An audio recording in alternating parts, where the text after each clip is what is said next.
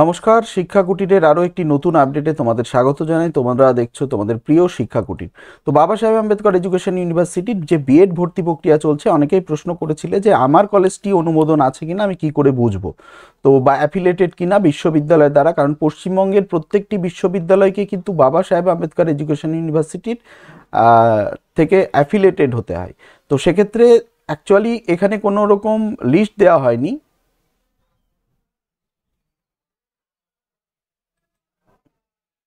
কোনো রকম লিস্ট দেওয়া হয়নি। তো সেক্ষেত্রে তোমাদের যেটা করতে হবে সেটা মূলত এই যে মূল ওয়েবসাইট রয়েছে সেই ওয়েবসাইটে আসতে হবে। দেখো আমরা চলে এসেছি।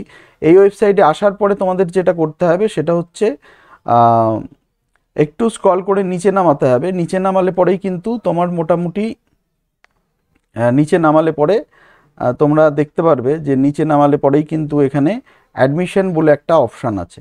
এই অ্যাডমিশন অপশানে কিন্তু তোমাদের চাপ দিতে হবে। এই অ্যাডমিশন অপশানে তোমরা চাপ দেবে। চাপ দিলে পরেই কিন্তু তোমরা পরবর্তী পেজে চলে যাবে।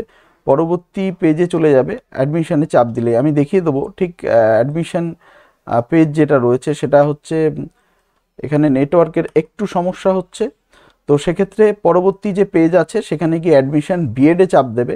সেই অ্যাডমিশন বিএডে যখন চাপ দেবে তখন তোমরা কিন্তু দেখতে পাবে যে এইরকম একটা ইন্টারফেস আসছে। ঠিক আছে, এইরকম একটা ইন্টারফেস আসছে যে রুলস অ্যান্ড রেগুলেশন রয়েছে, তারপরে রয়েছে তোমার অ্যাপ্লিকেশন ফর্ম রয়েছে, তারপরে রয়েছে মডিফাই অ্যাপ্লিকেশন ফর্ম, তারপর হচ্ছে application status and receipt print রয়েছে, পে নাও রয়েছে এবং রিকভার অ্যাপ্লিকেশন আইডি রয়েছে।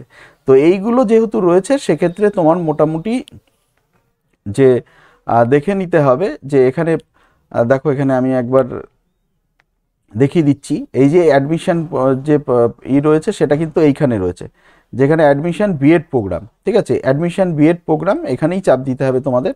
এই বিএড প্রোগ্রামে চাপ দিলেই কিন্তু আমরা পরবর্তী যে পেজ রয়েছে সেখানে চলে যাব। এবার এই অ্যাপ্লিকেশান যেটা রয়েছে, যে অ্যাপ্লিকেশান ফর্ম, এই অ্যাপ্লিকেশান ফর্মে তোমাদের কিন্তু চাপ দিতে হবে।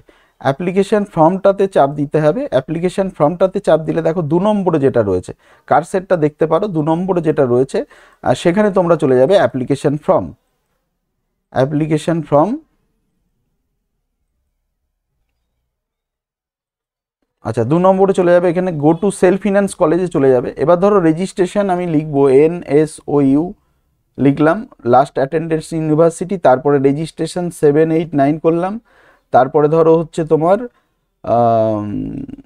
ক্যাটাগরি হচ্ছে জেনারেল করলাম, তারপরে হচ্ছে নো মেল করলাম, তারপরে হচ্ছে সাবজেক্ট ইংলিশ করলাম, তারপর হচ্ছে ডিস্ট্রিক্ট। এইবার ধরো আমাদের একটা ব্যাপার রয়েছে যে আমরা এবার দেখে নেব যে আমাদের কোন ডিস্ট্রিক্টে কী রয়েছে, সেটা একবার দেখে নাও, তাহলে পরে তোমাদের সুবিধা হবে। যেখানে ধরো ডিস্ট্রিক্ট প্রথমে ধরো আলিপুরদুয়ার আছে, আলিপুরদুয়ারে কোন কোন কলেজ রয়েছে এখানে লিস্ট চলে এলো। তারপরেরটা ধরো আলিপুরদুয়ারের পরে বাঁকুড়া, বাঁকুড়ায় কোন কোন কলেজের লিস্ট রয়েছে অ্যাফিলেটেড কলেজ, সেগুলো তোমরা কিন্তু নিজেরাই দেখে নিতে পারবে। অর্থাৎ তোমাদের নিজের জেলায় কোথায় রয়েছে, তোমার বাড়ির পাশে বীরভূমে কোন কোন ডিস্ট্রিক্ট রয়েছে, মানে কলেজ অ্যাফিলেটেড রয়েছে, সেগুলো তোমরা এখান থেকে দেখে নিতে পারবে।